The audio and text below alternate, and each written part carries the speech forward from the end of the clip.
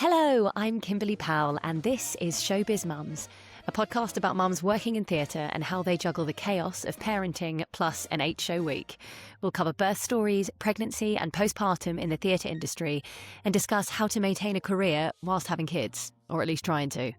We'll also open up the conversation of job sharing and why that can be beneficial. So join me as we speak to some amazing theatre parents and get some advice on this pretty niche subject matter, but something I'm really passionate about.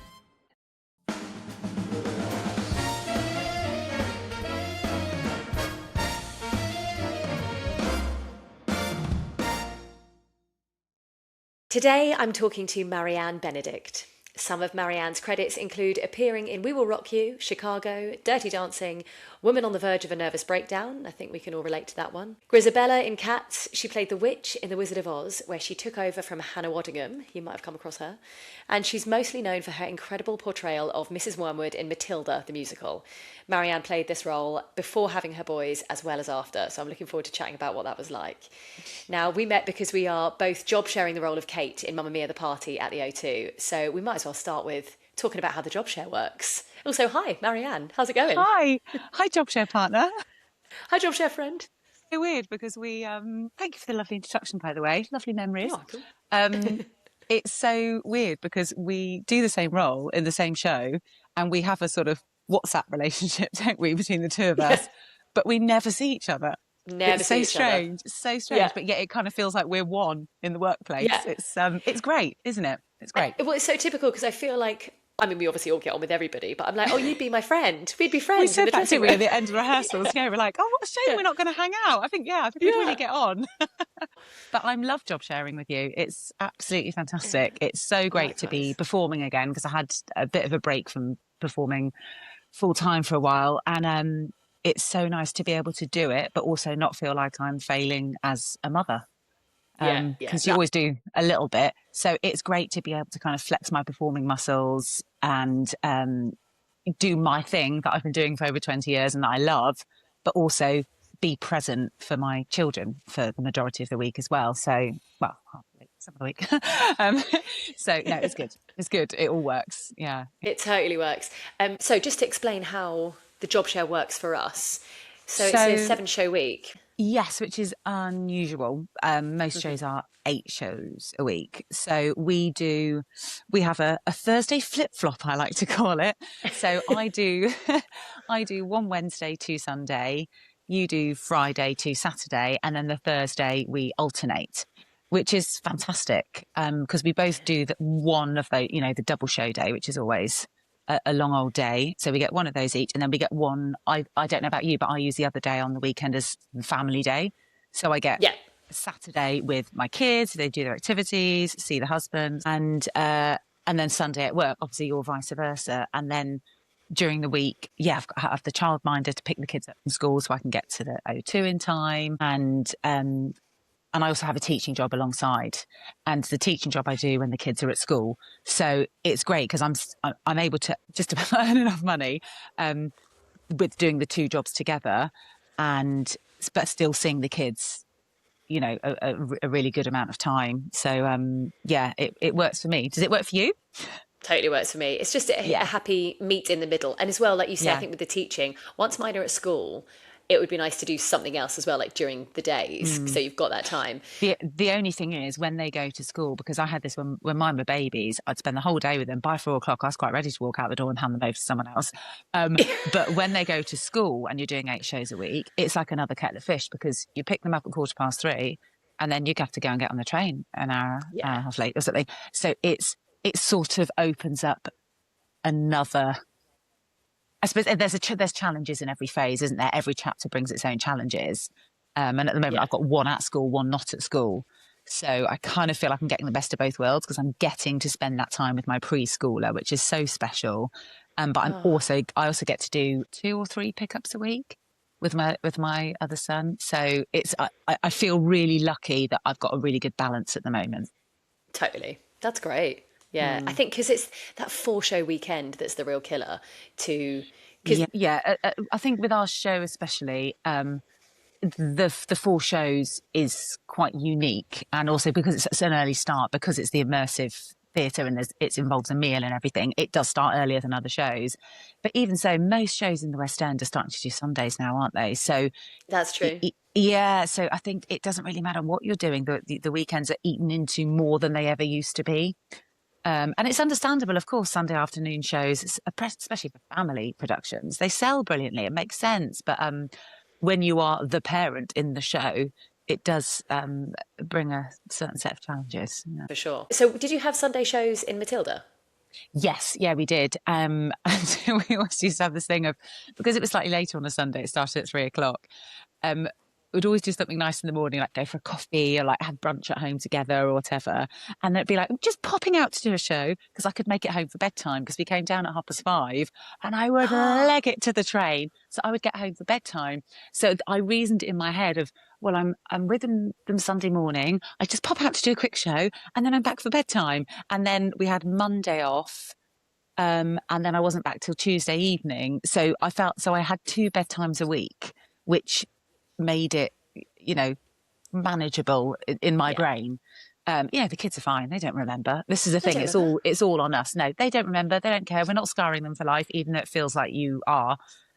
You're not. But it's really difficult to keep reminding yourself of that, of going, Yeah, actually, yeah. I'm doing what's best for me and them and our whole family unit, For and the just really family. trusting yourself that you're making the right decision and the right choices, and believing that you're a good parent, even though, it's so easy to think that you're crap or that you're failing in the workplace when actually you're not. You're probably working twice as hard as other people because you're so paranoid that people will think you're crap because you're parenting and you haven't slept for half the night or whatever. Yeah, It's all yeah. like this internal monologue going on, which is absolute rubbish. You're actually, we're all bossing it in every area of life, but just you feel internally like you're not quite hitting the mark, but I'm sure we are.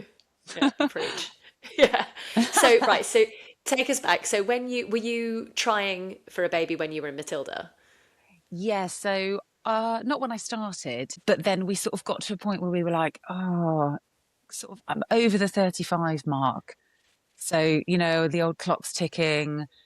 I was never like, I definitely want to be a mum and I definitely want a family. And lots of my friends were like that, are like that, or were like that and haven't been able to have a family. And I was always very much on the fence. I've always loved my career, loved my social life. We loved going on, we'd save up and go on holidays. We bought our first property together. We did have a house together. This is my husband and I. And then it got to a Wow. point where we were like, if we do want a baby, then we should probably start thinking about it now, because otherwise I know things get difficult at 40. There's that kind of that school of thought, isn't there? Yeah. And so it was a bit more for like practical scientific approach to begin Yeah, with. give it a go. But yeah, absolutely. And I then sadly had 2 pregnancy losses. Oh, And I'm that was sorry. what tipped it for me of, oh, actually, I really do want a baby. But we had also had the discussion of if we weren't going to be parents. We sort of had two, like, we're like, if it doesn't work out, if I can't get pregnant, because I do have an underlying health condition that did make it a little bit difficult to conceive. We had already decided that life would be, we sort of had 2 paths. This is a path with Okay. kids and this is a path without it. And as long as we've got each other, we'll be fine. So we'd kind of thought about both options. But going through miscarriage, it did make me want to be a mum. It really had an effect on me. I was like, now I Of really course. want it. But I think it's almost that Yeah. thing of when someone goes, oh, you might not be able to have it, you kind of want it more. Yeah. But Oh, absolutely. luckily, yeah. Luckily it happened. Yes. And I was still in Matilda at the time. Yeah, which Oh, was a great time to get pregnant and have a baby, because Matilda is run by the RSC and they were incredibly supportive and understanding, and they were just amazing. And it was great because I knew I had a job to go back to. It really helped me to, when I say get back into shape, I don't mean, I hate this phrase, losing the baby or anything like that, but just yeah. mentally get back to Hmm. myself. I had a real goal. I knew I wanted to go back to work because I loved my job, you see. Mm. And I wanted to go and, finish the contract. So it was, it was a really great time and place for me to have a baby. So I was really, really lucky. That's amazing. So, how far into your pregnancy did you work? How many weeks were you when? So, I was on stage still at about 5.5 months. Oh, And I was wow. approaching 6, but it's very, at Matilda, it's very complex because there's kids in the show. There's kind of two Oh, cast changes a year, sure. because the kids only do 6 months. And there was sort of this window approaching. So it's a very busy show. There's always rehearsals. There's always loads of stuff going on. And the auditions go on for ages, and like all these big machines, they're kind of well oiled, and Yeah. they have very complex schedules. And there was this window, and even though they sort of kept taking my costume out bit by bit, the belt was getting higher and higher and more elastic. And because the show was in my body and I was show fit, I felt completely safe and comfortable on stage. I think there was only one move we changed. Everything else I did, and my dance partner was amazing, and I completely trusted him. He's still a great friend today, so that was fantastic. But we got to the point where they were like, we've got a couple of weeks here where we can rehearse someone else in. If we don't do it now, it's going to get really difficult. So they kind of made the decision for me, not in a pushy way at all. It was like a mutual, Yeah. it worked for both of us. And then again, it was completely in my hands about when I wanted to come back. But I aligned it with the kids cast change because I thought I can't get everyone in for rehearsals just for me. So I gave myself this deadline, because I'm nuts, that I was going to be ready to go back, because I had Sully in October, that I was going to be ready to go back. Well, right at the end of October, 31st, in fact, Halloween baby. Oh, right. That I was going to be ready to go back for the kids cast change in the March, and I was, yeah. No way. So So you went back in March. I was back in rehearsals. Yeah, so I had Sully on 31st of Wow. October. Did the whole new mum thing for about November, December, and then I went for my first. I was like, this is when I'm going to leave the house without him for the first time. Just walk to the shop and back without the baby. Yeah. I'd set myself. I'm nuts. You've got to understand this. I'm absolutely nuts. I did a voice recording on my phone to say, within the first week of having your baby, you will leave the house by yourself and return, even if it's just for 5 minutes. Like, that's fucking mental, isn't it? But I did No, I it. love it. And I think I went for my first run on Christmas Day. That was my Christmas present to myself. Again, Nice. I am not right in the head. And I then got a That's picture of me, and I went brilliant. out for a run because I thought I need to get my fitness back. And I was really enjoying being a mum, and I was really enjoying my baby. And I was also really excited to have this goal of getting back to the show as well. And I really sort of, I wanted to be this, successful working mum, making it work on both ends. I set myself really high standards and big goals.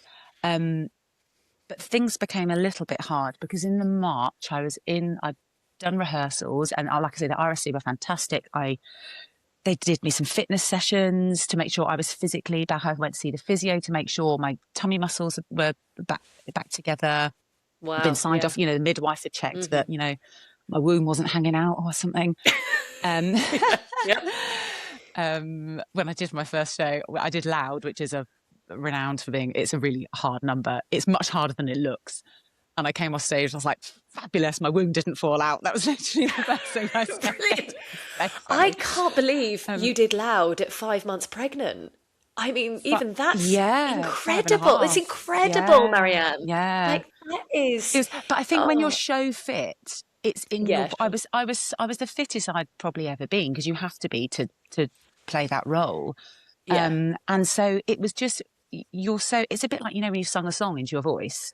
yeah, You go out and you bust it out every night because you know what it is. It's like muscle memory almost. yeah. So I felt really safe. I wouldn't have started a new show at that stage of pregnancy. Right. That would, Okay. I think, a dance, one that was as dancey and as physical, in high heels on a rape stage.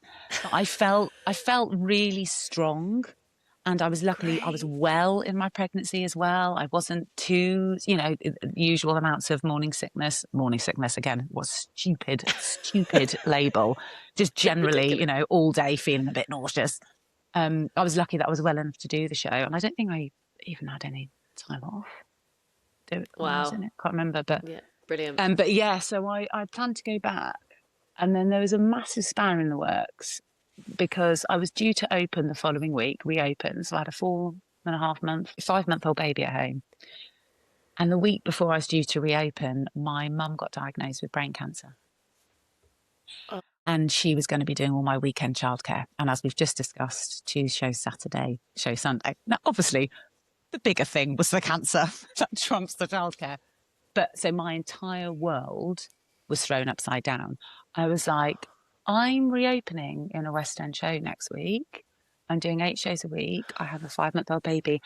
My mum is dying Oh my and God. I don't have anyone to look after the child. It was, I look back now and think, I don't know how I got through that. And I think a lot of parenting is like this. You think, how the fuck am I going to make this work? How Yeah. can I make this work? And we always do. We always do make it work by, by hook or by crook. Mm. And I met an angel in disguise called Sophie, and she swooped in and looked after Sully for us. And, we lent on anyone we could, but it was, yeah, she was absolutely incredible. And and life just went down a different path that I didn't envisage it going down. And so I would do the show Tuesday to Sunday, and then I would go straight to my mum's Sunday evening and spend Sunday evening, Monday with her, and then go back on the Tuesday to restart the week again. So I spent every weekend with her and obviously and Sully. Oh And my God, yeah, so Marianne. that felt like a real, that wasn't just going back to a show No, as a mum, that no. threw a whole curveball. Yeah, it was nuts. But we got through it, and my mum Yeah. lasted a year and a half after that diagnosis. So yeah, so Okay. it was a crazy, crazy time. God, I mean, people really throw around the whole superwoman, supermama thing, but that is fucking strength and resilience there, mate. That is, It was what a if, lot. But do you know what? Having the show was amazing because it's like escapism. People go to the theatre to escape, don't they? You sit there and for a yeah, couple of yeah, hours, you forget whatever crisis might be going on in your life, whatever crap is going on, and you're taken to another world. And that kind of happens as a performer as well, because you go in, and however fucking terrible that day has been, you go yeah. in, you get your slap on, you put your pin curls on, you get your 4 pairs of tights on, because I had to wear 4 pairs of tights. That's not, Oh my one of God. them comes off, but it's it's the legend of Mrs Love it. Wormwood's 4 pairs of tights. And you go out and you say the lines and you sing the songs and and there's banter in the wings and there's a dressing room chat and there's all the stuff, all the behind the stage stuff that you love and the gorgeous wiggy girls and just everyone. And it takes you away from your life as well. So Yeah, even though sometimes I felt guilty that I wasn't spending every waking moment with my mum or my baby for that matter, actually it was food for my soul and it was distraction for me. And also it gave me stability. You have this added expense of having a child, but it gave me structure to my week and it gave me an income, a yeah, good income. And those things are actually really helpful when other stuff is really hard. yeah. So then when they offered me another contract, my mum said, I think you should stay. And I was never going to do another year. But when your dying mother asks you to say yes, you're like, oh, but say yes then. You're gonna Can't say really yes. say no. Yeah, can't really say no. And I'm so glad I did because then COVID hit. Oh, So it was Christ. it was a really, really eventful few years. And then during COVID, which, as we know, I thought, oh, a couple of weeks off work, that'd be nice. Yeah, yeah, of course Yeah. we did. Yeah. Wasn't, and it went on and it went on and on. And my husband and I both lost our jobs overnight. I became a teacher on Zoom. I was teaching children from all over the world. I became a piano teacher. Never done that before. I was like, how can I earn some money? Yeah. My husband got a job at B&Q. I mean, he was literally Oh, yeah. stacking shelves. We just anything we could. And then after a Mental. while, we started to think it's never going to happen. We're never going to perform again. That's it. It's gone forever. And by this point, I'm like, I have to give Sully a sibling because my brother and my sister have been so amazing throughout this whole thing of mum being ill. I have to at least try because what if I get brain cancer next week and he hasn't got anyone to lean on? I was going mental, even more mental than I am now. And Yeah. and because again, we were sort of happy with one. We had this one gorgeous, happy, lovely, healthy boy. And I was like, this is fab. I sort of hadn't thought any further than that. But my mum being ill is what made me want to try for a second baby, which is that right? Is that wrong? I don't know. It is what it is. That was my knee-jerk reaction. I was obviously in a very strange place throughout that whole time. So we started trying for baby number two. So honestly, my siblings are just amazing. My brother and sister are just the best. And I suppose I just thought, I want to give you a chance of having that relationship. You might bloody hate your younger brother or sister, but I want to give you the chance to have what I've got with mine. Yeah. So we tried for a second baby, and get this for timing. Honestly, sometimes I look back at my life. So I had another miscarriage, which was crap because it was the week after my mum's funeral. That was a really fucking cheerful couple of weeks. That was great. And I was 11 weeks. So it was just the week before my scan. So it was heartbreaking. That was a really, really tough patch. But again, luckily, we got pregnant again. And then that one, I got to the 12-week scan, went to the hospital, had the scan. Yeah, be all good, all looking good. And I thought, right, I need to phone my agent. And I got the phone out. And as you do, just opened my email. It's almost like a sort of knee-jerk reaction, just instinct. Yeah. We are pleased to tell you we are going to be back in rehearsals. The show is reopening on the day of my 12-week scan. You know, just the timing of stuff. And so I spoke to my agent straight away, who was wonderful, because she is wonderful. And so we navigated all of that. And I had the choice to go back or to not go back. And I had the second baby, and he didn't sleep and was an absolute nightmare. And I was a crying mess on the floor. So I called my agent and said, I need to get back to work. Parenting two kids is really hard. Yeah. And also I wanted to earn some money. And I knew when the end of the contract was. So I was going back for, it wasn't like I was going back for a full year. I was going back for, I think it was 5 or 6 months I went back for. So I thought, if it's horrific and I can't bear it, and it's an absolute nightmare, then it's only, 5.5 months, whatever it was. But if I love it, great, I'll have a fab time, and I'll have, a great few months. And as it turned out, it was brilliant to go back. It wasn't easy at all. You were in a constant state of exhaustion. And I remember actually going back after the first baby. I was Gina Beck was playing Miss Honey at the time.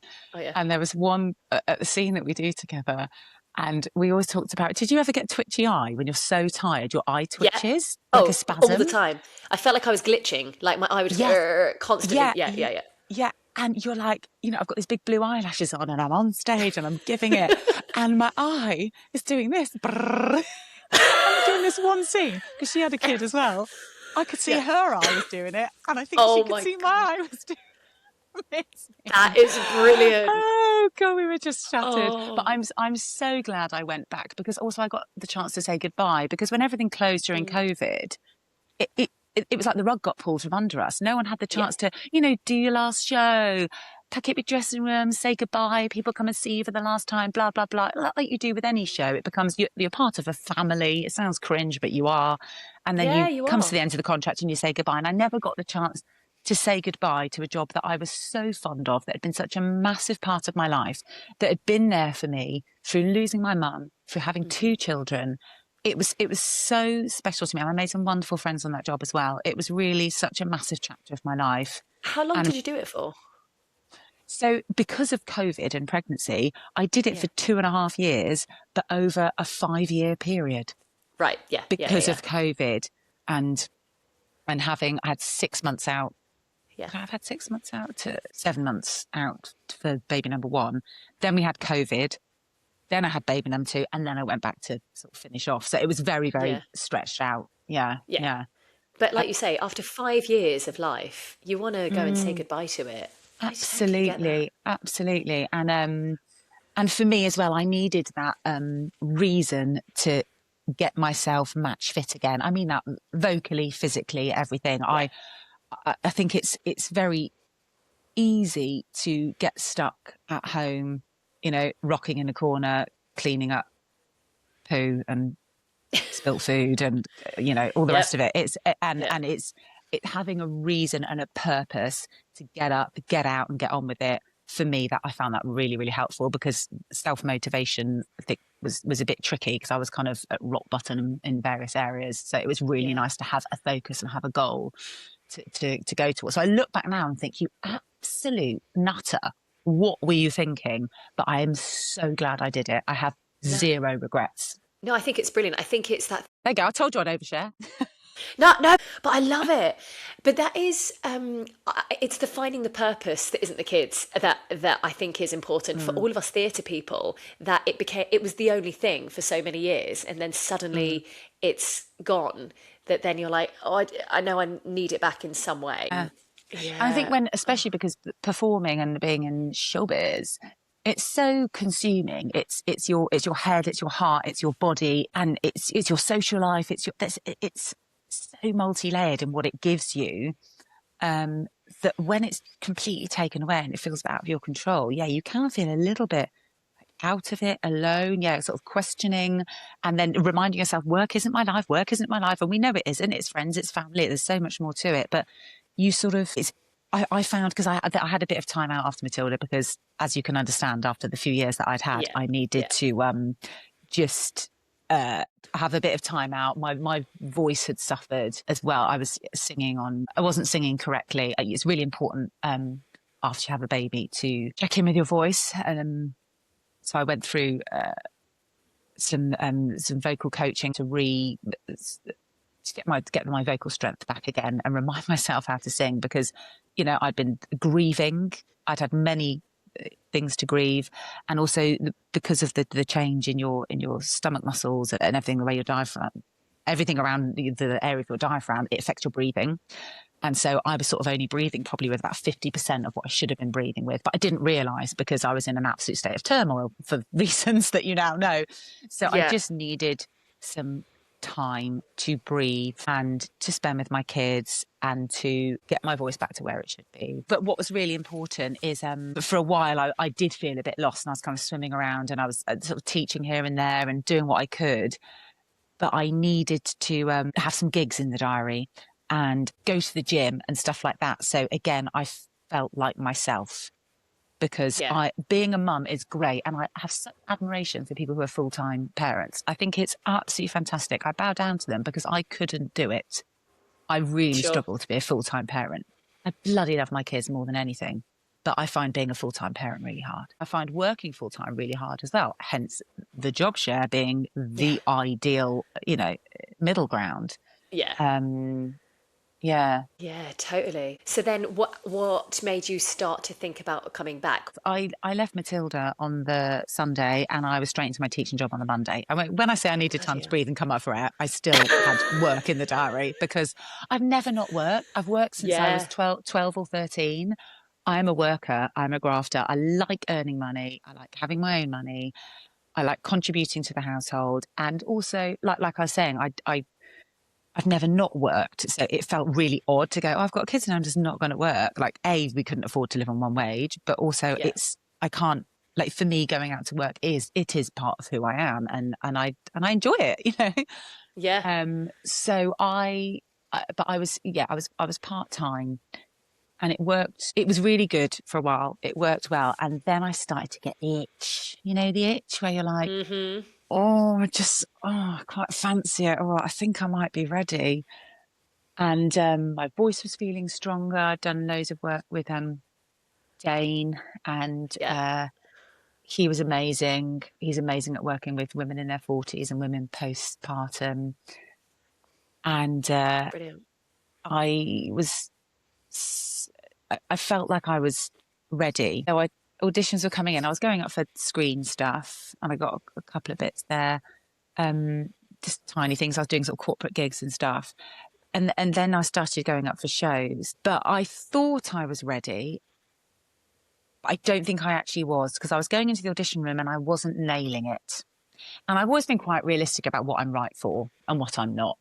And when you're in the room, you can feel it. I can anyway. I'm like, this is going well. I've got a good feeling about this. And there are other times where I'm like, this ain't happening. We all know it isn't. This is cringe. Let me get out. And I was going into the room for stuff that I knew I was potentially right for. And I just wasn't nailing it. It felt really hard. Everything felt really hard. And I think that I wanted to be doing it and I wanted to be going for it, but something subconsciously, something within me was going, this, it's not right. It's not time yet. Because Okay. it was almost like I wasn't not doing my best on purpose. That sounds awful because I always do my best. It was just that I wanted to be ready. I really wanted to be, but I don't think I was. So I was having the itch, but actually the reality was too hard. Yeah. And how old are the boys at this point, roughly? So they are, let me think. So they're 1 and 4 Yeah, and okay. 2 and 5 through this 2 year period. Yeah. Um, and so it was good to Still get back into young. the audition room. Yeah, they were still really young. Yeah. Yeah, still really young. And also my husband works in the business. And actually for that period, he experimented with his career. And because it had always kind of been about me, I was always the one like off on tour, going off to do this. Oh, I'm going to go to this regional theatre. Oh, I've got this Yeah. role, blah, blah, blah. Oh, bye, I'm flying off to Basel to rehearse for Grisabella. You know, I was just doing whatever I wanted, whenever I wanted. And he had always been London based. And it gave him the chance to explore his career a bit more. So actually, we kind of swapped roles. And he went off and did some touring and some travelling and spread his wings a bit in his field. And that was really great, actually, for him to get the chance to do that. Yeah. So it was, yeah, so it was good. So I was the kind of more present at home, stay at home with my sort of teaching and the odd gig. And he was the one that was going off and doing, you know, the lion's share of earning the cash and doing stuff. And Great. then the thing that tipped the balance was the breakdown coming through for Mamma Mia the Party. Oh, really? Because that breakdown came through. And I've been saying to my agent, it's got to be London based. If it's away, it can only be a very short contract. I'm not doing international. Suddenly, all these doors closed, all this stuff that Yeah. I used to do, I suddenly Yeah. was like, I can't do it anymore. I can't do it. It's not fair. And I know that some women do, and that is great. And everyone is different. I can't stress this enough. What's right for That's right. one woman or man, for any parent, isn't the same for everyone else. And everyone is doing their best and doing what they think is right and doing what they feel able and capable to do. And at that Yeah. point in my life, I did not feel able to say yes to go to any of those auditions or go out for those jobs. And that's personal to me. And for other parents, they would feel able to do it. And that's fucking brilliant for them. Like, we're all different. So I can't stress that enough. So this is not me being Yeah. like, if you say yes to going to work in wherever. I've got a friend who's Yeah. off in China at the moment working, and she's got 2 kids, Yeah. and I think she's Yeah. incredible. You Oh, know, it's completely. amazing. Yeah. It's It's absolutely amazing. amazing. And it's also how you can make things work. We have no family to help us. If you've got grandparents around the corner, bloody hell, it's a different ball game. And I am a little bit jealous of the people who have grandparents on hand. Can't Well, lie, because your but husband's in the industry, mm. how do you work when you're working? How do you do it? Is that Sophie? Well, so she's swooped in. She's amazing. Her partner also worked in the business, and she used to work in wardrobe, and then she had a baby of her own, and was thinking, how can I make ends meet? How can I make this work? Her husband was out in the evening doing shows, so what she did is in the evening she would look after her baby and my baby. Wow. She's Wow. like, she was my angel throughout that time. I Amazing. don't know how she did it. I remember meeting her thinking, I'd never considered someone looking after my child with their own child. I sort of hadn't, especially with your first baby, they're so precious and Mm, golden. mm. But I met her, and you know when you meet someone and you just trust them, and I had a gut feeling, and she was so calm and so kind, and just it just worked for both of us at that period in our life. It worked and it was wonderful.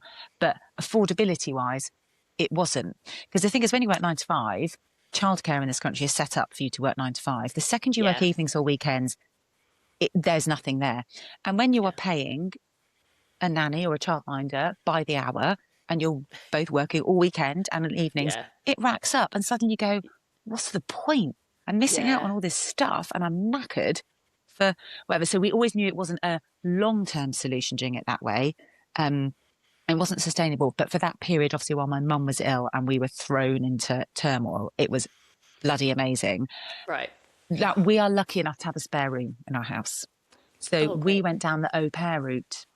So Oh, cool. after Sophie, we then had live-in au pairs for quite a few years, which worked brilliantly. It doesn't come without its challenges because you're almost Yeah. like it's almost like having a grown-up niece in the house or like a friend's daughter or something. You know, you still sort of there is an element of care for them because they are a young woman from another country, and so you have to look after them and guide them and teach them the ropes, and they're here to kind of learn about your culture and earn a little bit of money and see the sights and make connections. And we were lucky enough to have 2 out of our 4 au pairs we absolutely loved and we're still friends with now. The other 2, Amazing. it was fine, but they're not in our lives forever. The other 2 are in our lives forever. And that's the only way that we could make it work. That's so interesting because I've never spoken to anyone who actually did the au pair thing. So I've always wanted to know. It's challenging having someone in your house because you have to, you also have to make sure that you provide all their meals and their food and stuff. Sure. And they're living under your roof, so you can't, come downstairs in your pants and you sort of. Not that I regularly spend time hanging out in my pants, but come on, Marianne, do you know what I mean? Of course you do. Have to be. It's you sort of you know what it's like when you have a house guest. You're sort of on best behaviour, aren't you? You can't kind of have a row or swear or just go, oh, the fridge is empty. Fuck it. You have to always make sure there's milk in the fridge and there's bread and you're there if they've got any problems or any concerns or you have to help them navigate the London Underground, and it's made us, we were able to both work our crazy theatre hours, but it wasn't all plain sailing. It was fantastic at that period in our lives. It was absolutely fantastic, and we wouldn't have been able to do it without an au pair. But it comes with its own set of unique challenges. Of course. Which for us was worth it. It was worth it for us. It was the only reason we were able to do it. But like I say, again, we were lucky enough. We've got a spare room, so we were able to do it. You have to have the space. So yeah. But we probably wouldn't do it again. Not now the boys are older. Yeah. Okay. Yeah. So then when the job share came up at Mamma Mia, Sully was at school and the breakdown came through. And I was like, this is everything that I've told my agent I want. It's London based. I mean, a job share, which, as we know, is a relatively new thing in our industry. I've got to go and see if this happens.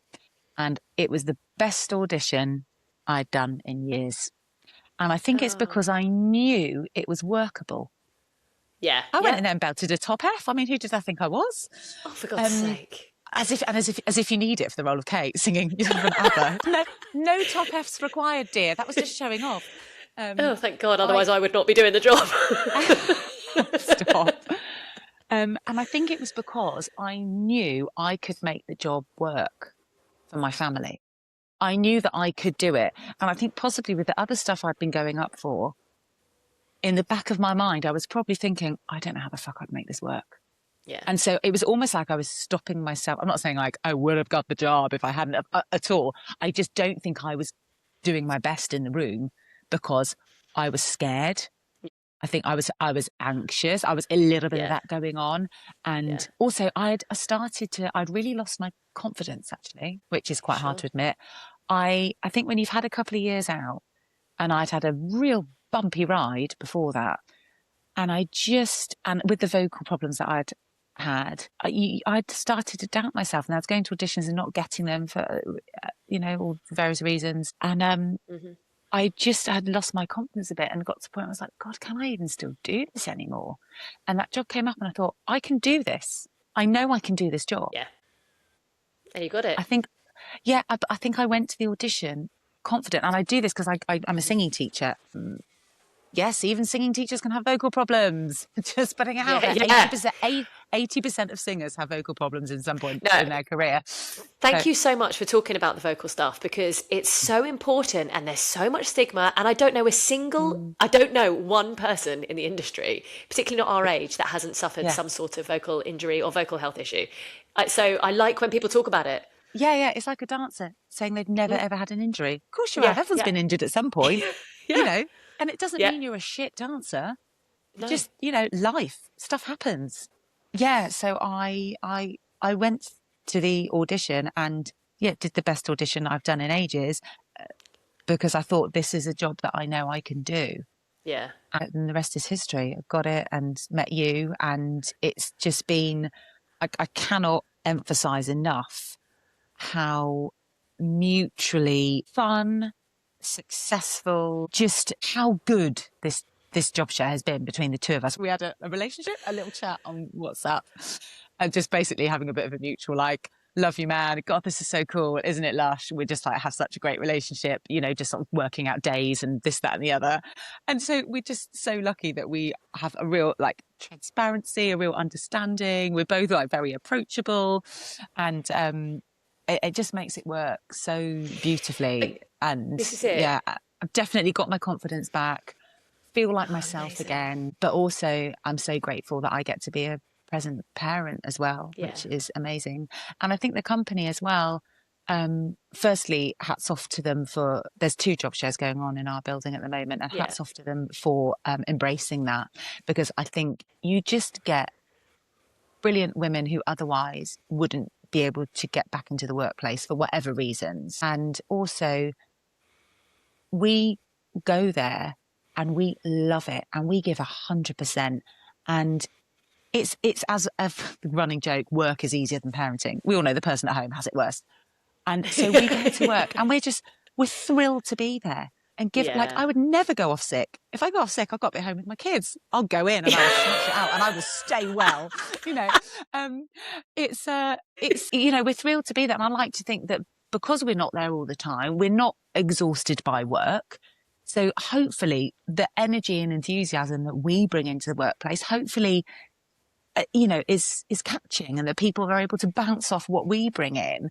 Although I'm probably annoying on a Sunday morning at the end of their really hard working week. I come in on a Sunday like, hey guys, thrilled to be here. And they're like, show number 6. They either kind of, either that energy trickles down or they just find us really, really annoying. Yeah. But no, I think you're right. I think, listen, we know for us, it really works. And it's very clear the pros, I think, of a job share. And I just only hope there can be more and more that come into the industry. But just for the sakes of like transparency, like what would you say are any cons in terms of, just so we can like have the conversation about job share?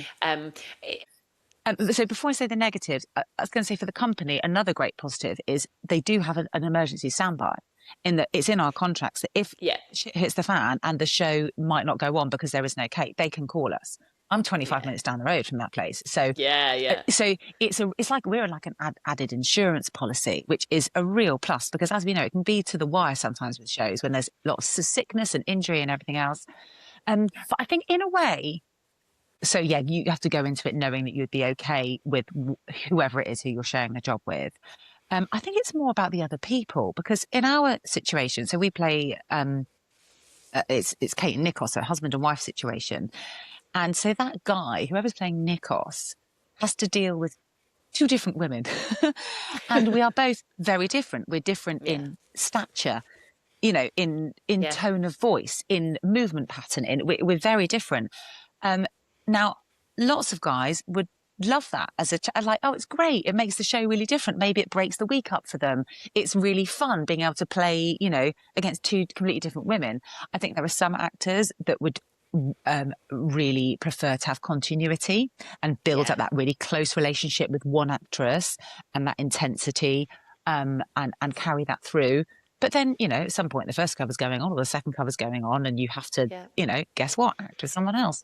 But luckily for us, all of our husbands thus far have been, I think, really amazing, and just have totally embraced it and loved I was going to say challenge, but that's the wrong word.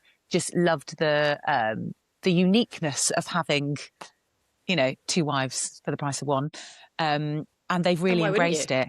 Yeah, exactly. So I can imagine that being potentially really good point. problematic. And again, that's a personality thing from whoever it is that you're playing opposite.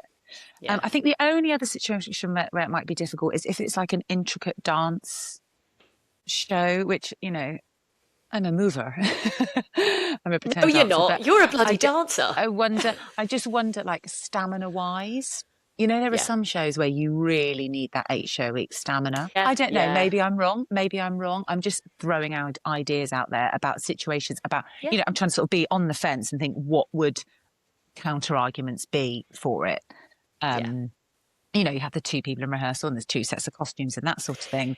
Yeah. All the But finances. yeah, there's the financial side of it. But if you can make that, I think for long running shows, that's not a problem. Obviously, if Yeah. it's a 3-week run in a regional theatre, of course, a job share is completely ridiculous. Yeah. But I think the long running shows, they've already got a ton of costumes there. They're obviously selling tickets. There's bums on seats. There's money in the bank. Otherwise, the show wouldn't be running. You Yeah. get an extra emergency person. You get, I think, way less chance of illness and injury Yeah. because you're Completely. not worked to the bone. And let's face it, 8 shows a week is tough. It's a young person's game, right? And so, yeah, it's really hard. I mean, everyone who does it is amazing. It's knackering, whether you're, 22 or 72. It's really hard work. So I think like we are always touching on finding some wood stuff. We're both in good health, not injured, because we are not completely knackered and overworked. Yeah. So we're able to really like bring our A game all the time, which is lovely to be able to really always feel on top of it. No, So for yeah, sure. I'd say that's another benefit as well. So I think it is. I think it's great, and I think it's a wonderful idea, and I really hope it happens more. But all we can do is keep having these conversations and keep showing people that it can be successful, and it is great for not just the 2 parents involved, but that it works for everyone else. Yeah. I mean, I'd love to know if anyone did have problems with it, but from what I can see, everyone at our place seems to celebrate it and really Yeah. support us. I feel that, unless they're all really good liars. Yeah, yeah. No, but I totally agree with you. I feel like people have really embraced it. But also, like you say with the Nikoses, and there's a new one just starting, and he was like, it's great. 2 mums. Like, that's perfect. It's so nice to be part of a company that is celebrating that and helping to support it. Yeah. Yeah, absolutely. Everyone is being super positive. Because really also nice. we've got to just go in that direction anyway. It's, just the, Well, the flexible working aspect. It shouldn't be this crazy, amazing, God, what a privilege thing. It should just be great. So most shows just have a job share then. Yes, yeah, exactly. It makes sense. It happens in, almost every other business, right? Women can work part-time or or share a job. I know lots of teachers do it, don't they? They do that 2.5 a weekday thing. And also, for all the other departments as well. There's no reason why stage Yeah. management and wardrobe and every other department, there's no reason why they can't do it too. It is possible. We just need to change our way of thinking rather than seeing it as, oh no, that'd be a nightmare. This could be really helpful and really useful and really positive and successful rather than, oh, not done that before. That sounds like a headache. No, it isn't though, is it? Yeah. Why so afraid of something new, Yeah. And it's been going on in Les Mis for years, Yeah. beautifully, successfully, like wonderful. So Yeah. Yeah. I think company has to have a really good reason to say no, as long as it's it's workable technically and everything. Yeah. Yeah. Totally. No. Oh, well, thank you so much. I mean, thank you for your honesty and for talking so beautifully about your mum and your miscarriages and sharing, because I know that's not easy. But you're such like a positive energy. Like I feel Am like I I? can even. Oh, yeah. thanks, Well, you mate. are anyway. But but also the way you see everything, it's so positive. That's really nice for you to say, because we all have down days where we're just a bit like, oh, everything's a bit shit. But yeah, that's really nice to hear, because I do have a sort of get on with it attitude, I think, Absolutely, you do. which does make me ever so slightly impatient and unforgiving sometimes. So I do have to try and be kind, because not everyone sings off the same hymn sheet. But But that's why you get results, because you're a I doer. think, You know what I mean? yeah, I guess so. When I've wanted stuff, I've gone for it. Yeah. But then I'm also happy with my lot. I always remember people saying, "What's your dream show? What role do you want to play?" Blah blah blah. And I said, I don't have one. I just want to sing for a living. If I'm paying my Yeah. bills through performing, then I've made it. And Yeah. it doesn't matter what performing that is. It doesn't matter whether that's, being an extra on a TV show, whether it's singing in pubs and clubs, whether it's being a lead role in the West End, it doesn't matter what it is. then I've made it, because that's what I want to do, and loads of people want to do it, and most people Yeah, don't get to do it. So exactly. I think I always feel really happy that for the majority of the time I get to do what I love, and I'm really aware of that. So yeah. Yeah, that's amazing to be around. It's nice. Mm. Gross. What a lovely energy you have. Oh All my right, God. Mum. Gross. God, we just get on Yeah. so well. But no, thank Oh you. God, yeah, we Thank you probably sound so really much. annoying, don't we? I know. My God, no, I love you. This it just works so perfectly. Like, I'm just trying to think of a problem, and there just isn't one. Yeah, thank you so much, Marianne. We'll see you. Well, I won't see you in the dressing room, No, but I'll see you on no, WhatsApp. no. See you on WhatsApp, babe. Oh, thank you so much to Marianne. I mean, it'll be okay there by the end, honestly. But I do feel so grateful to have a job share and to be doing it with her. I think it is a huge privilege, and it shouldn't be. It should just be normal. But I'm very lucky to have it and very grateful. And I also do think it's important to mention that financially, you are not being paid for an 8-show week, obviously. But that does impact whether people can or can't do it. So again, I know that a job share is not for everyone, but the benefits are so great. And I think just to be able to go back to work on a part-time basis has been a really amazing thing for me. Thank you so much for joining me again this week, and see you next time.